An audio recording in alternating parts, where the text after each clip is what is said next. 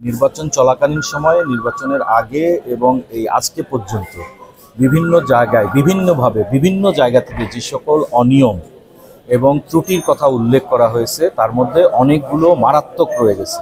সেই সমস্ত অনিয়ম এবং ত্রুটিগুলো দূর করার জন্য চেষ্টা করেছি, সর্বোচ্চ চেষ্টা করেছি। কিন্তু আমি যেই পর্যায়ে এখন এসেছে, এই পর্যায়ে এসে আমি দেখছি যে এই ত্রুটিগুলো পূরণ করতে সংশ্লিষ্টরা ব্যর্থ হচ্ছেন। সেই কারণে আমি এই দায়ভার নিতে চাই নাই বলেই আমি যদি করেন তাহলে আমি এই যেমন এই সমস্ত কাজ থেকে তো আসলে বিরত থাকা যায় না, কারণ আমি নির্বাচন কমিশনার, আমি দায় নিব না। সেই দায়ভার থেকেই আমি পদত্যাগ করেছি। যে এই মুহূর্তে আমার পক্ষে বলা সম্ভব না, আমাকে একটু সময় দিতে হবে। কেন?